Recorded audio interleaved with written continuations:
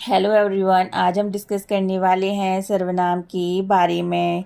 इससे previous videos में हमने जाना था कि संज्ञा किसे कहते हैं तथा संज्ञा के प्रकार के बारे में।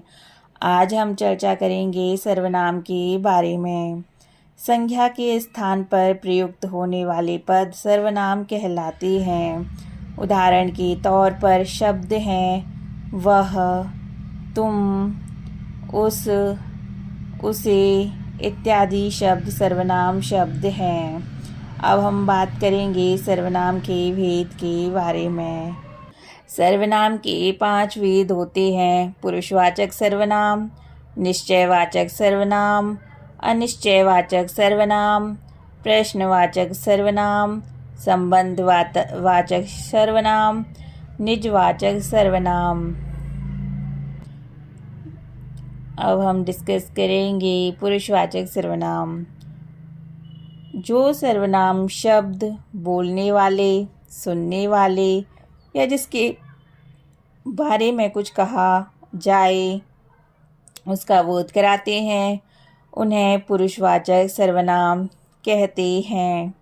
उदाहरण के लिए वाक्य है, तुम प्रतिदिन व्यायाम करो, वह प्रतिदिन विद्यालय जाता है। उपयुक्त वाक्यों में तुम तथा वह शब्द सर्वनाम पुरुषवाचक सर्वनाम हैं। क्या आपको पता है पुरुषवाचक सर्वनाम के भी 3 भेद होते हैं: उत्तम पुरुष, मध्यम पुरुष एवं अन्य पुरुष। सबसे पहले हम चर्चा करेंगे उत्तम पुरुष के बारे में। जिन सर्वनामों का प्रयोग बोलने या लिखने वाला व्यक्ति स्वयं अपने लिए करता है, उन्हें उत्तम पुरुषवाचक सर्वनाम कहते हैं। उदाहरण के लिए मैं, हम, यह उत्तम पुरुष सर्वनाम है। अब हम चर्चा करेंगे मध्यम पुरुष के बारे में। सुनने या पढ़ने वाले के लिए जो सर्वनाम शब्द प्रयोग किए जाते हैं, उन्हें मध्यम पुरुषवाचक सर्वनाम कहते हैं। उदाहरण के लिए जैसे तुम, आप, तू, यह मध्यम पुरुषवाचक सर्वनाम का उदाहरण है। अब हम चर्चा करेंगे अन्य पुरुष के बारे में। बोलने वाला या लिखने वाला व्यक्ति सुनने व पढ़ने वाले के अतिरिक्त किसी अन्य व्यक्ति के लिए जिन सर्वनाम शब्दों का प्रयोग करता है, उन्हें अन्य पुरुषवाचक सर्वनाम कहते हैं। जैसे वह, वे, उस, यह, इस इत्यादि शब्द अन्य पुरुषवाचक सर्वनाम के उदाहरण हैं। अब हम चर्चा करेंगे निश्चयवाचक सर्वनाम के बारे में।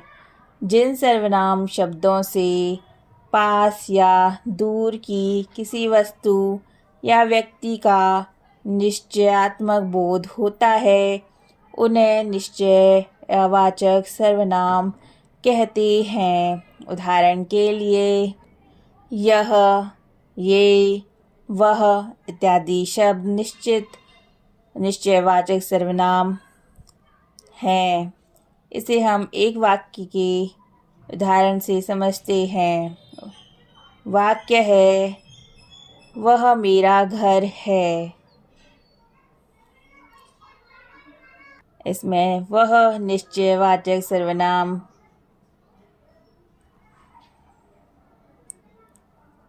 अब हम चर्चा करेंगे अनिश्चयवाचक सर्वनाम के बारे में। जो सर्वनाम शब्द अनिश्चित प्राणी, पदार्थ अथवा वस्तु के बदले प्रयोग किए जाते हैं, उन्हें अनिश्चयवाचक सर्वनाम कहते हैं। जैसे कोई, कुछ इत्यादि। वाक्य है, बाहर कोई है, यह अनिश्चयवाचक सर्वनाम।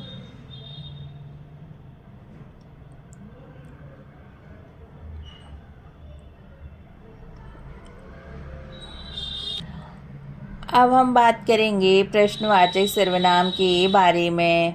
जो सर्वनाम शब्द प्रश्न के रूप में किसी संज्ञा शब्द के स्थान पर प्रयोग किए जाते हैं उन्हें प्रश्नवाचक सर्वनाम कहते हैं।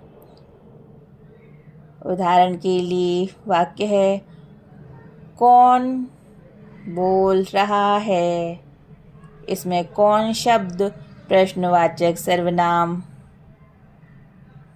को दर्शाता है। अब हम चर्चा करेंगे संबंध वाचक सर्वनाम के बारे में। दो शब्दों में परस्पर संबंध का बोध कराने वाले शब्द संबंधवाचक सर्वनाम कहलाते हैं। ये प्रधान वाक्य को आश्रित वाक्य से जोड़ते हैं। शब्द हैं जो, जिसका, जिससे, जिसे आदि शब्द संबंधवाचक सर्वनाम शब्द हैं।